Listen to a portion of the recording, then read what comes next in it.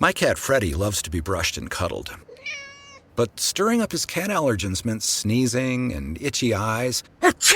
Then I found Purina One Live Clear. It's cat food that reduced the major allergen and my suffering in as little as 21 days. Now, we feel closer than ever. If you have issues with cat allergens, you really need to try Purina One Live Clear. Try new Purina One Live Clear today. Purina One, a difference from day one. It's The Other Side of Midnight with Frank Morano. I have been reading a fascinating book that has everybody talking, and it's written by a fascinating guy. The fascinating guy is Nick Cooney. Now, I know that you guys are saying, isn't that George Clooney's father that used to say the interesting things on American movie classics? No. Or Turner Classic Movies, whichever it was. No, it is not George Clooney's father. It looks very similar to George Clooney, but it is not his father.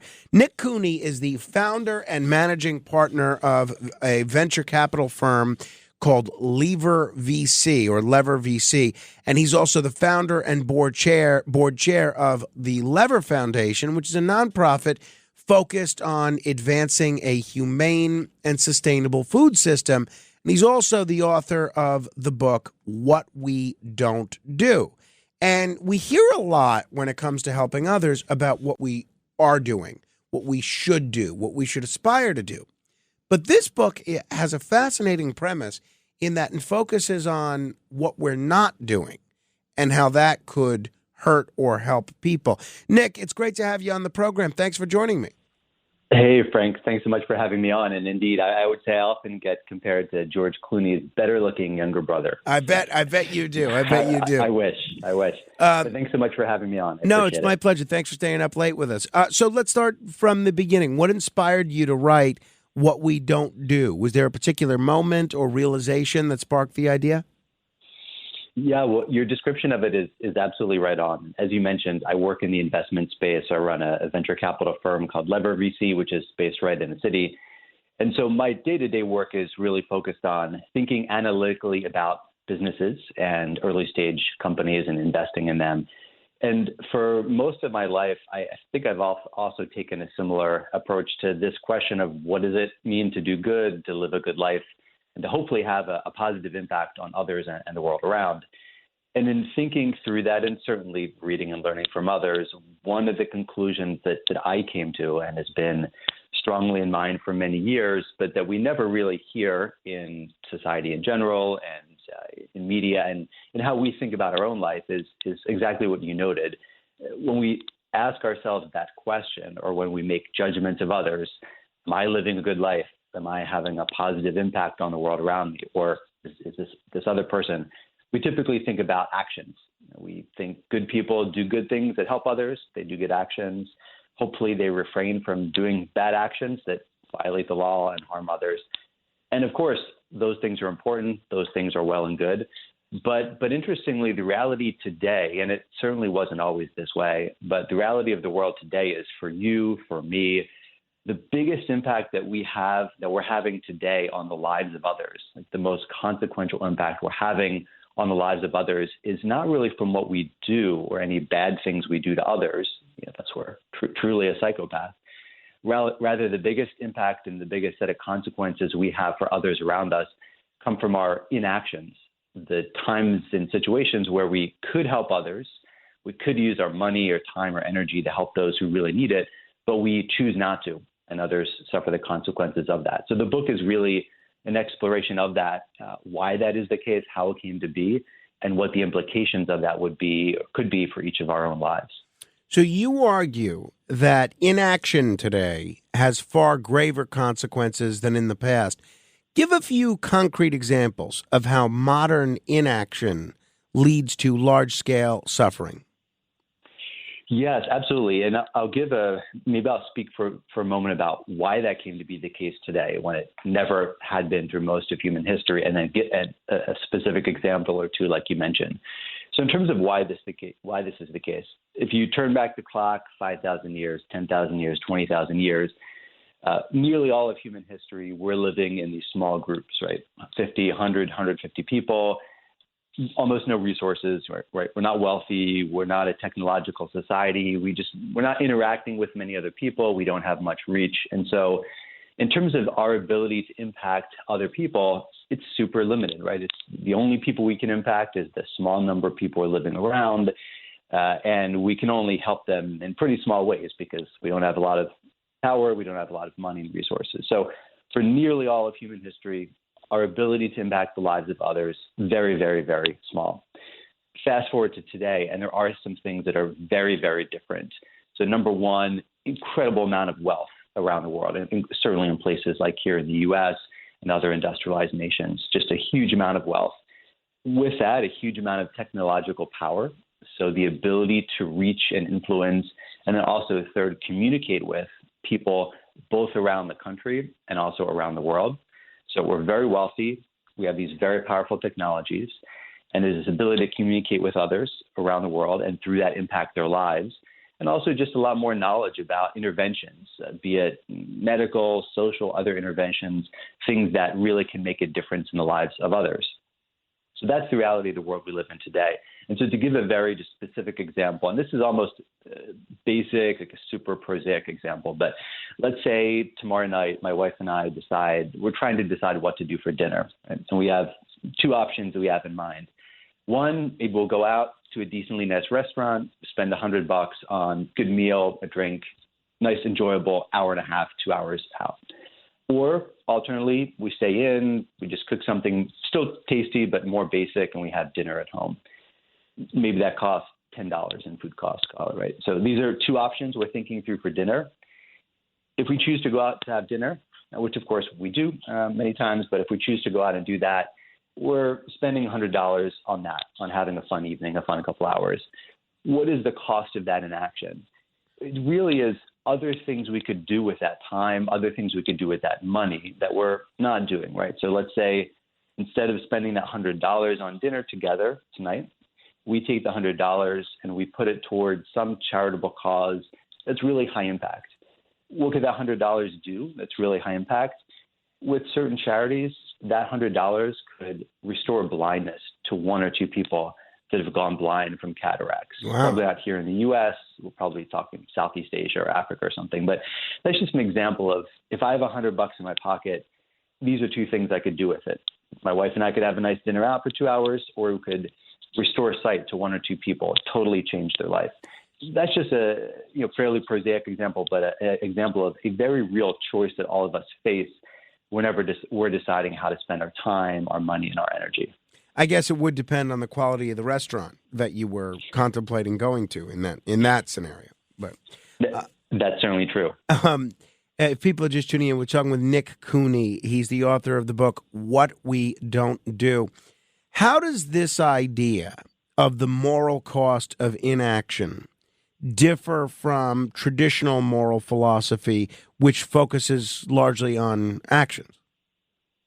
Yeah, so you're certainly right. If we're talking about the law, if we're talking about religious norms, really any major religion, or just our culture generally, we really do focus on actions. So you look at the Ten Commandments, nearly all of them are either directions to do something good or prohibitions on doing something bad. Thou shalt not kill. Honor your father and mother. Right. Exactly. And the same holds true if you look at norms in Judaism and Islam and other major religions. It's mostly focused on you should do these couple good things related to your religion, but mostly here's a list of bad things that you shouldn't do. And the same is true for the law, right? With only a few very atypical examples, the law is all about policing bad actions, which is understandable. I mean, from a social perspective, legal perspective, that makes sense.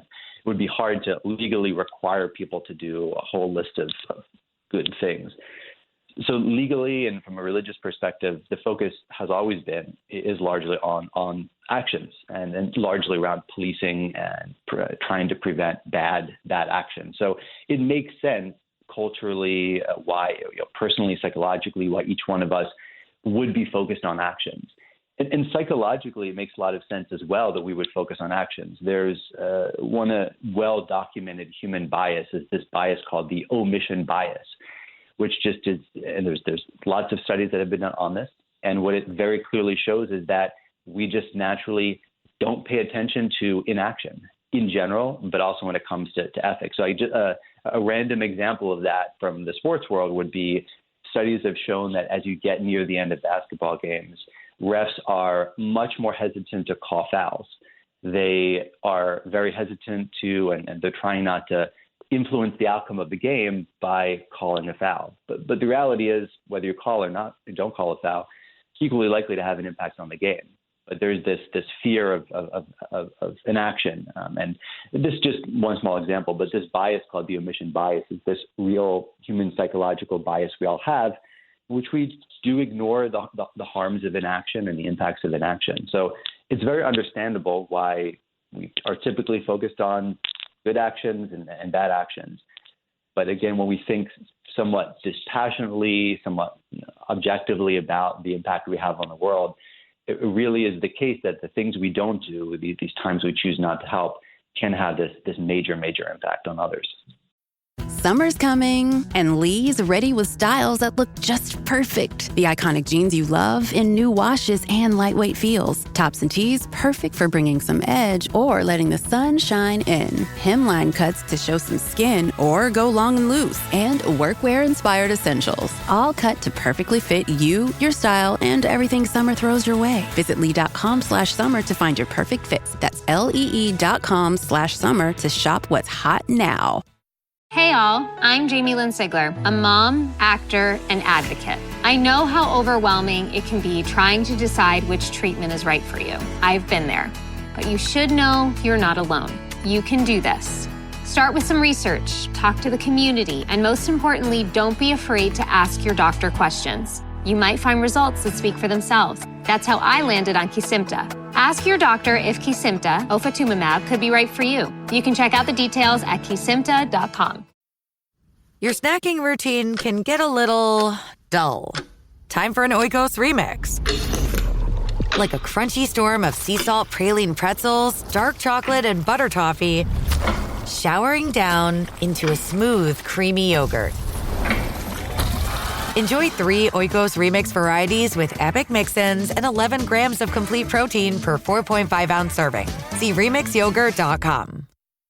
This podcast is supported by Progressive, a leader in RV insurance. RVs are for sharing adventures with family, friends, and even your pets. So if you bring your cats and dogs along for the ride, you'll want Progressive RV insurance. They protect your cats and dogs like family by offering up to $1,000 in optional coverage for vet bills in case of an RV accident, making it a great companion for the responsible pet owner who loves to travel. See Progressive's other benefits and more when you quote RV insurance at Progressive.com today. Progressive Casualty Insurance Company and affiliates. Pet injury is an additional coverage and subject to policy terms. Very, very interesting. If people want to learn more about Nick Cooney, you can also go to his website, nickcooney.com. Nick, why do you think people struggle so much with taking action even when they know their inaction could cause suffering? Yeah, it's a great question. I'll go back to that example I gave where my wife and I are deciding what to do tomorrow night. Do we go out to eat, spend $100 on a nice meal, or do we stay in, eat something inexpensive, and then donate that money to a really, really impactful cause, or use it in some other way? It doesn't have to be donating to a charity. But point being, we can spend our money on things that add some short-term happiness, or we can spend that money on things that dramatically provide long-term improvement to the lives of others, or even save the lives of others. And so why do we 99.9 times out of 100 choose the former? I think this really just does come down to our own psychology and our sort of evolutionary biases. I like to think of it as akin to trying to eat healthy, right, or exercising. What's our default setting for most of us? It's probably to eat the thing that's not very healthy but tastes great. Right, it's to prioritize French fries over broccoli. Give me 2 minutes of pleasure, something that's good, over something that is ultimately better for me in the long run, but not quite so enjoyable right now. Same thing for exercising, right? Our default instinct for most of us is would rather sit on the couch watching TV than get up and go for a run or go to the gym. The former seems like it's going to be more enjoyable, more easier, even though the latter might be more in line with ultimately what we want in the long run, which is to live a longer life, to live a healthier life, to be more energetic and so forth. And I think here it's really the same story.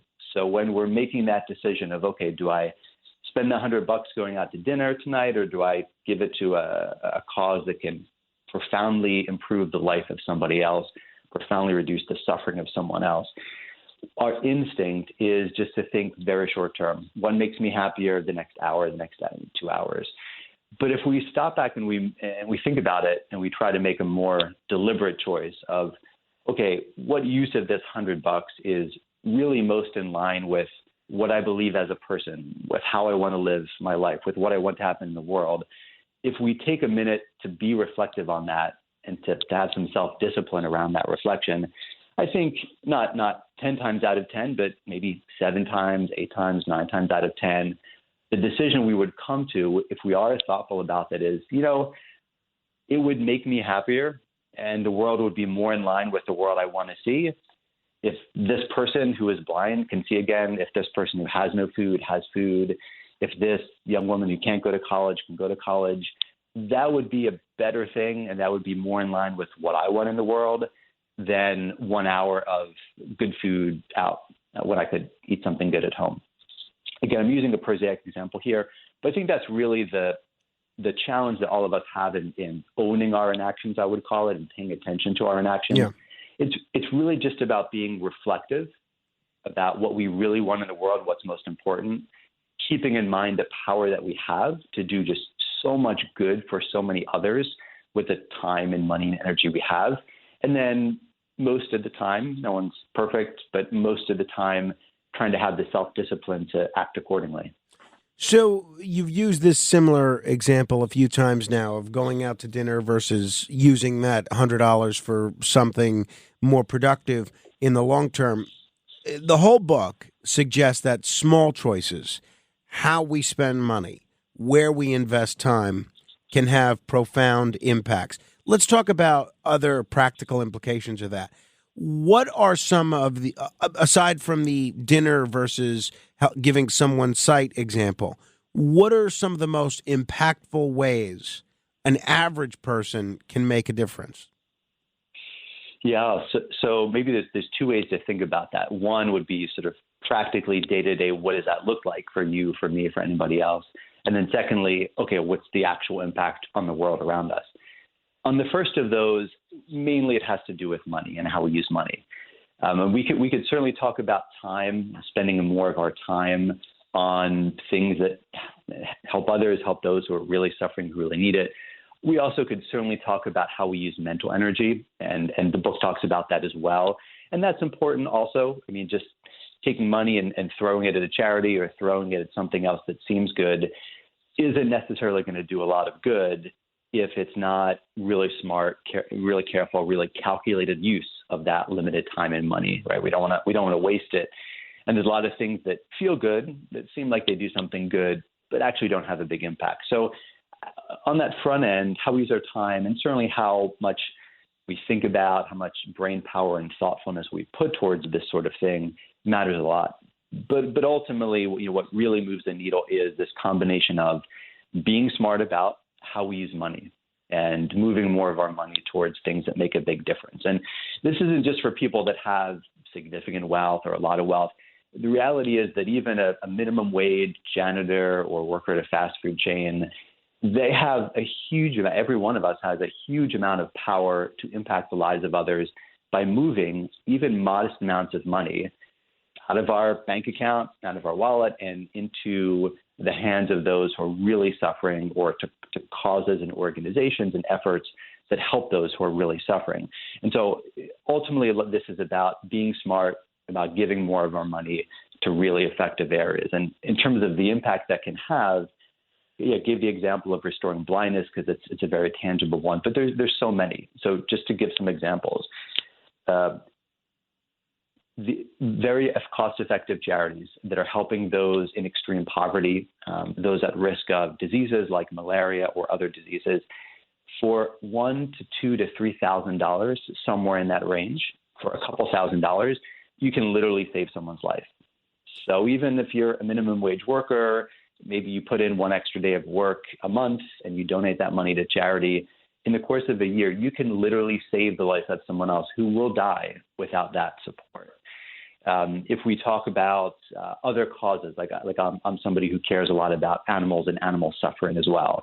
Animals suffer terribly in a lot of conditions, and with more cost-effective animal protection charities, it is literally the case that $1 or $2 can dramatically reduce the lifelong suffering or spare the life of an animal. So if you can donate $100, $500, $1,000, you literally are reducing the lifelong suffering or sparing the lives of thousands of other individual animals who can think and feel like our dog or cat at home. I mean, these are just a couple examples. There's, of course, lots of suffering going on in the world around us. There's lots of really effective ways to help them. And these are the sort of impacts that relatively small amounts of our money and our resources and our time can have on others if we do take action in a smart way. If people are just tuning in, we're talking to Nick Cooney. His book is What We Don't Do. Nick, your book, and as you've said in the last 20 minutes, you're arguing that inaction leads to more harm than action. I think a lot of people listening to us, they want to do the right thing. They try to be a good person. But for a lot of folks, they feel a little overwhelmed. They feel like there's simply too many causes competing for our attention. How, in your view, do we prioritize? And why should your framework take precedence over other frameworks of how to be charitable, how to be altruistic? Yeah, it's a great question. And it certainly is the case. There's a lot of ways to do good in the world. Charity is one of them. There's plenty of other ways as well. Some businesses do a dramatic amount of good. Of course, at its best, the government or certain government programs can do a lot of good. So there's a lot of ways to do good. But when it comes to that charitable world, it is the case that there are loads of charities out there that unfortunately just don't have much of an impact. They're not very effective. They have some positive impact, but it's not a great use of money. It's not a great use of time. And so for when we are able to put more money, resources to help charitable efforts, there is exactly that question you mentioned of, okay, there's a million charities one could donate to, a million things one could get involved with. There's lots of issues in the world one could work on. So how do you pick? It can be overwhelming. I'm not saying that everyone has to take the approach I take. I think the most important thing is just being reflective on how we use our time and money and energy and putting it towards things that can have a huge positive impact on others. So there's different ways one could approach that. But I'll tell you about how I personally approach it. So as I mentioned earlier, and as we were chatting about, professionally, my day job, I run an investment fund. So I do like to think analytically about things. I like to think quantitatively about things. So here's how I approach charity and doing good. I don't have a massive amount of money. I'm never going to. I have a limited amount of time like all of us do. I ultimately want to get the most bang for my buck, right? For the money I do have that I can give to support others, the amount of time I do have, I want to get the most positive good I can with that money, right? And what does that ultimately mean? The way I define that myself is reducing the most suffering in the world, among others, with every dollar that I spend or donate or something along those lines. And so I do try to think quantitatively. So just like on the investment side, one might want to get the most return on one's investment. I want to get the most return on investment for my charitable dollar. So I try to look for, and have for years tried to look for, charities, program areas, uses of time that spare the most lives, reduce the most sufferings with each dollar donated. So that's how I try to think about it. And I do think that there's a lot of good arguments for taking that approach. I mean, number one, it is what can lead to the most positive impact in the world around us. Just to give a bigger number here, like let's say over the course of some years or whatever period of time, we can donate $10,000 to one charity or another, one cause to another. It might feel equally good giving to charity A versus charity B, but the impact on the world can be dramatically different. And if we take this mindset of I want to get the most return on investment, I want to do the most good with each dollar donated, and I spend the time and the energy to look for the charities, the causes, to kind of think through what does the most good, the impact of me over some years or some time donating $10,000 to charity A versus $10,000 to charity B can be dramatically different. I mean, for charity A, it can be a trivial amount of good for one person that money can do.